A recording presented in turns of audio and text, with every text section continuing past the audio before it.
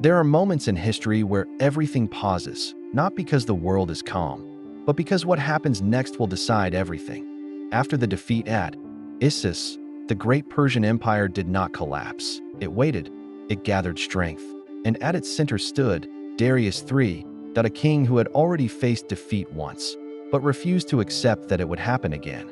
This time, there would be no surprise, no narrow terrain, no limitations, no mistakes. Far to the east, on a vast open plain known as Gaugamela, he prepared for a battle that was meant to end the war. An army was gathered on a scale never seen before in this campaign. Cavalry stretched across the horizon. Infantry filled the center. Special units stood ready for a decisive strike. Everything was arranged with one goal: to stop Alexander the Great. And as Alexander approached, he knew this would be different. This was not another city, not another defensive force. This was a king who had learned, and who was ready. The distance between the two armies closed slowly. No one rushed forward, because both sides understood something clearly. This battle would not just decide control of land. It would decide whether the Achaemenid Empire would continue to exist or begin to disappear.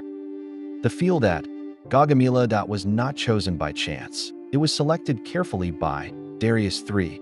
Wide, flat, open, a battlefield designed to remove every weakness he had faced before. In earlier battles, terrain had limited movement. It had reduced the effectiveness of large numbers. Here, that would not happen. The ground itself was prepared, cleared of obstacles, leveled in places, made suitable for full-scale maneuvering. Because this time, Darius intended to use everything he had. His army was vast and diverse. Infantry formed the center, holding the line around the king.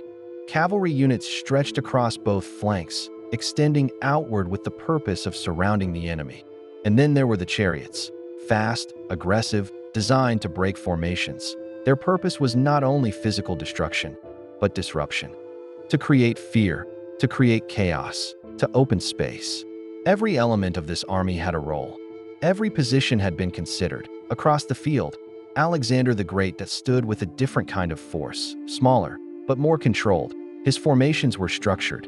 His units were disciplined. His movements were intentional. He could not match the size of the Persian army, so he did not try. Instead, he prepared to control the battle itself, to shape movement, to create pressure, to wait for the right moment. On one side, an army built on scale. On the other, an army built on precision, and between them, a silence before movement. When the battle began, it did not start with chaos. It began with movement, slow, measured, intentional.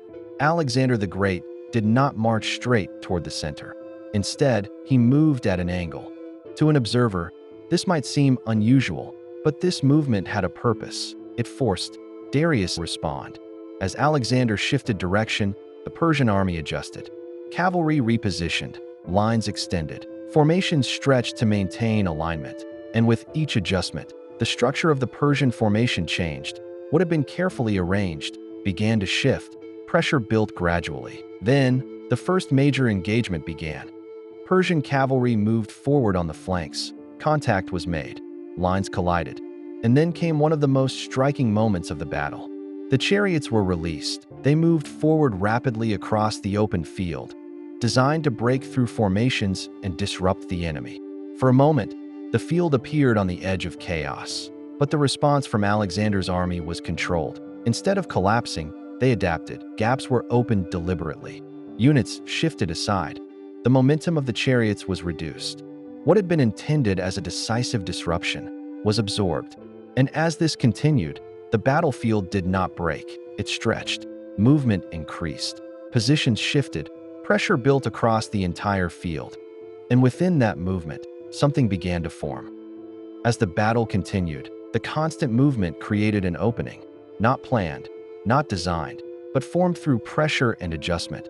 Within the Persian line, a gap appeared. At first, it was small, almost unnoticeable, but it was there. And for Alexander the Great, that was enough. Because throughout the battle, he had not just been fighting.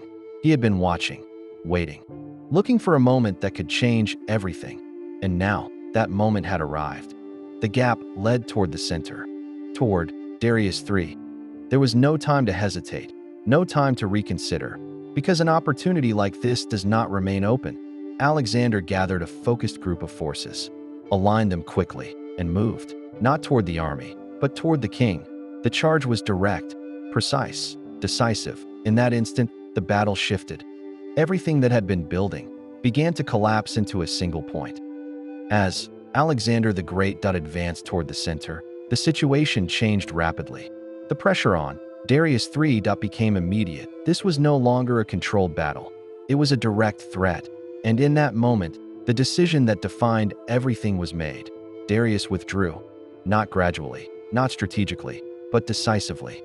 And in ancient warfare, that decision carried consequences beyond movement, because the king was not just a commander, he was the center of the army. When he held his position, the army held.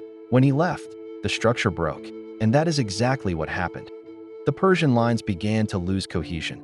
Units lost coordination. Resistance weakened. What had been a massive, prepared force began to fall apart, not all at once, but steadily, inevitably. Across the field, the shift was clear. This was no longer a battle being fought. It was a battle being lost. For Alexander the Great, this moment confirmed something that had defined his campaign. That control could overcome size. That timing could overcome preparation. That a single decision at the right moment could determine the fate of an empire.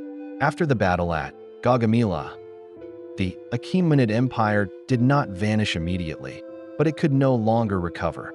The outcome had already been decided, and from that point forward, the collapse was only a matter of time.